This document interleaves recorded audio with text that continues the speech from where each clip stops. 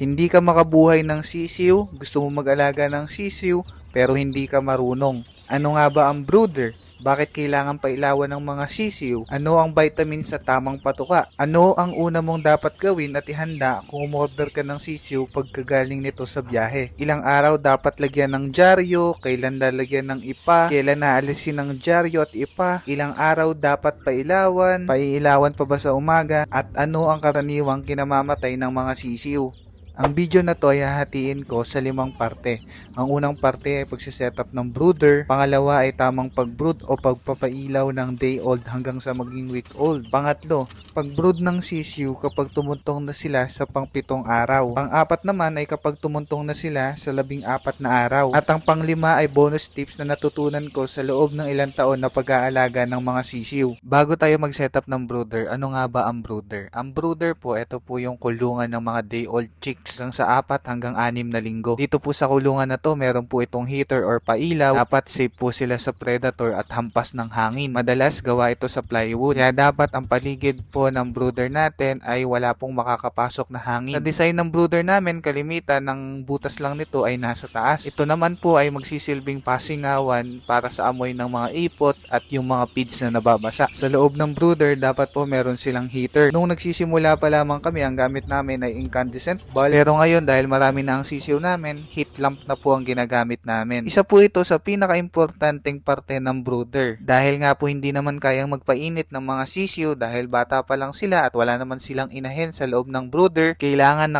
po nila ng source of heat. At yung heater ang magpro-provide po nun. Pero dapat tama po ang pagkakalagay ng heater. Hindi po siya sobrang baba, hindi rin siya sobrang taas. Ang tendency kasi pag sobrang baba, minsan nabubulag yung mga sisiw dahil sa lakas ng ilaw. At pwede rin silang mapasok dahil sa init ng bumbilya. Pagka naman sobrang taas, maliwanag nga pero halos hindi na makarating ang init patungo sa baba. Sa totoo lang, isa to sa maling ginagawa ng mga baguhan. Akala kasi nila yung ilaw ay magiging source lang ng ilaw para makakita at makakain lang yung mga sisiw. Pero ang reason talaga ng ilaw sa loob ng brooder ay pampainit nila. Pero dahil nga sobrang taas, hindi na makarating yung init sa mga sisiw. Ang tendency, lalamigin yung mga sisiw, hindi kakain, hindi iinom. Ang ending, mortality o mamamatay. Kaya para sa akin, isa po talaga sa pinaka-importante ay yung painit or pailaw sa loob ng brooder. So ngayon, paano ba yung tamang placement? Ito lamang po kasimple yan, no? Kailangan po ang ilaw ay hindi po level sa mata or ulo ng mga sisiw na maaabot nila. Pero paano naman kung sobrang init dahil medyo mababa yung ilaw?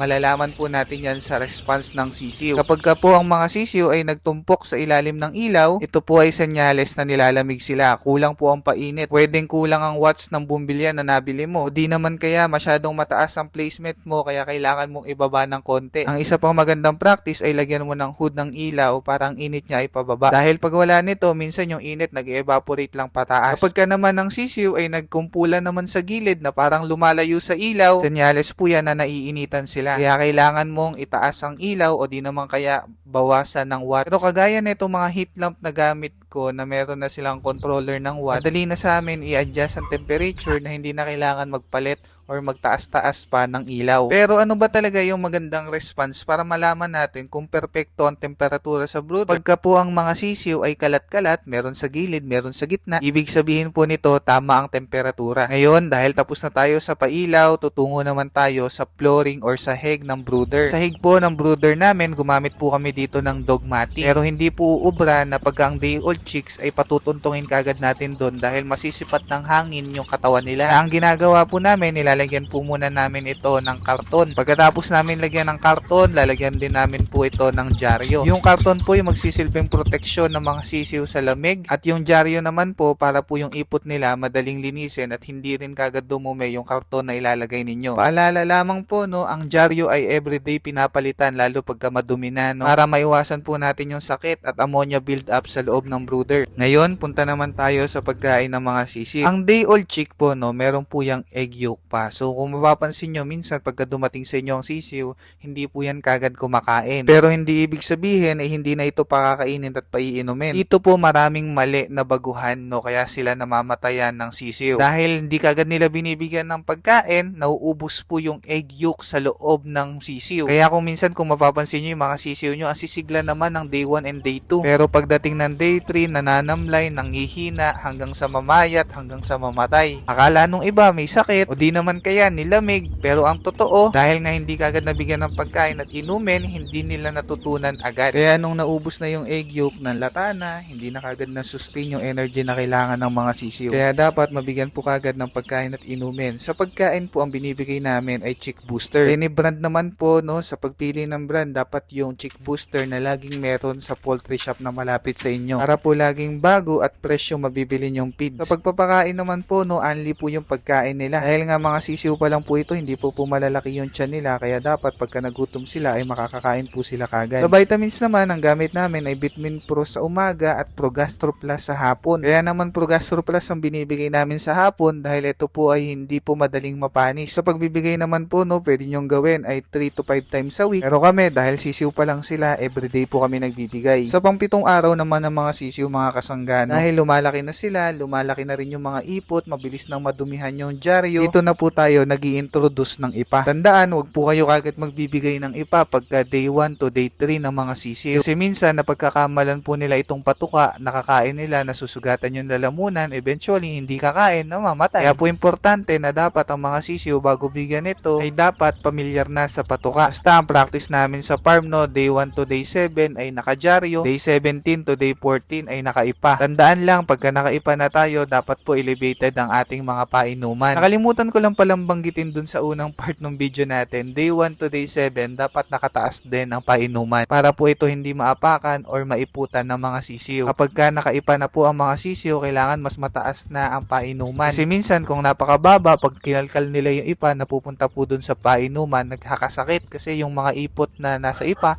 napupunta dun sa painuman nila. Ganun din po sa pakainan, pagka naiipunan na ng ipa at parang hindi na nila nakikita yung pagkain kasi natatabunan, mas maganda rin po na maisabit po natin. Ngayon, tuwing kailan naman papalitan ng ipa. Kung sa dyaryo ay everyday papalitan, pagka nakaipa na po tayo, every 2 days na po natin ito papalitan at lilinisin. Ang kagandahan po kasi sa ipa, nag-a-absorb po ito ng moisture dahil dito hindi po nag-aamoy mapanghe or yung ammonia. Kapag ka nag 14 days old naman po ang mga sisiw, ano na po ang gagawin natin? Dito po sa edad na to, medyo lumalaki na po yung mga sisiw natin, nakakatalo na, nakakalipad, at medyo kaya na nilang painitin ang kanilang mga katawan. Kaya dito po sa part na to, tinatanggalan na po namin sila ng ipa. Screen na po yung tutuntungan nila or yung dog matting. Dahil nga po lumalaki na yung mga sisiw, lumalaki na rin yung ipot. Ang kagandahan sa ganito, yung ipot nila malalaglag na sa sahig. Mas madali nang linisin at hindi na madaling dumumi. By the way, bago ko malimutan, no, sa pailaw pala ng mga sisiw, pagka tumuntong na po kami sa week old, tuwing umaga, hindi na po kami nagbibigay ng pailaw. Pero yan po ay depende pa rin sa panahon. Kung masyadong malamig ang panahon at kailangan nila ng init, magbigay po kayo ng painit. Pero pag 2 weeks old na po ang mga sisiw, karaniwan kami talaga gabi na lang nagbibigay ng ilaw. Dito sa edad na to, mga kasangga, hanggang mag-month old ng mga sisiw natin, ay halos pakain at painom na lang ang gagawin natin dahil nga medyo malalaki na rin sila at malalakas na. Kaya kung mapapansin nyo sa pagpapalaki ng mga sisiw, no, sa una at pangalawang linggo lang naman talaga mahirap. Kapag ka nalampasan mo yan, napaka-basic na ng mga sumunod. Kaya dun sa mga natatakot mag-alaga ng day old, eto na yung solusyon sa inyo. Kasi sa totoo lang, mas makakamura kayo pagka bibili kayo ng day old. By the way, hindi ko sinama dito yung vaccination program natin dahil ihihiwalay ko po yan ng video. Kasi mahabang paliwanag po yan at hindi naman lahat kayang magbigay ng bakuna. Lalo na kung kukunti pa naman yung sisiw mo, hindi mo na kailangan bakunahan. Ngayon, yung last natin, yung bonus tips ko, syempre, unang bonus tips natin para malaman mo kung tama talaga yung painit or nakakarating ba talaga yung init ng ilaw patungo sa sisiw. Hawakan nyo po yung sahig, yung dyaryo, yung karton. Kapag po naramdaman nyo na malamig yan, ibig sabihin hindi nakakarating yung init. Kaya dapat dagdagan nyo ng watts or ibaba nyo yung ilaw para makarating yung init sa baba. Pangalawang tips, wag na wag magtitipid sa heater or heat lamp. Lalo na kung seryoso ka naman talaga sa pag-aalaga ng sisiw. Kasi na-experience namin nung gamit namin incandescent bulb, laging umiinit yung wire. Minsan, isang buwan lang, pundido na. May mga times na napupundi pa nung madaling araw, kaya nilalamig yung mga sisiw. Ang ending, namamatayan kami. Kakatipid namin, ayun, napapagastos din kami dahil sa mortality at paghahabol pagka nababansot yung sisiw. Kaya para sa akin, kung kaya naman bumili ng magandang heat lamp, mas okay kasi mas tipid. Kasi hindi ka mamamatayan ng sisiw at hindi ka madalas magpalit ng ilaw. Pangatlo, kung kaya mong gumising ng madaling araw, para sa sisiw, gumising ka. Kasi minsan dito talaga nangyayari yung mortality humidity. Magigising ka na lang pagka isang umaga, ang dami mong pinupulot na patay na sisiw. Kasi sa gabi, iba yung temperatura kaysa sa madaling araw. Mas malamig sa madaling araw. Pang-apat, yung kadalasang kinamamatay ng mga sisiw. Una na dyan, syempre yung lamig o di naman kaya naiipit. Nangyayari to lalo na pagka tumatahol yung aso o kaya merong pusa na tumututong sa brooder mo, maingay, nagpapanik yung mga sisiw. Ngayon, pag nagpapanik, nagdadaganan, namamatayan katuloy ng sisiw. So, yun lang mga kasangga. I hope marami kayo natutunan sa video natin for today. Kung meron man akong nakalimutan, i-comment nyo lang dyan at sasagutin po natin.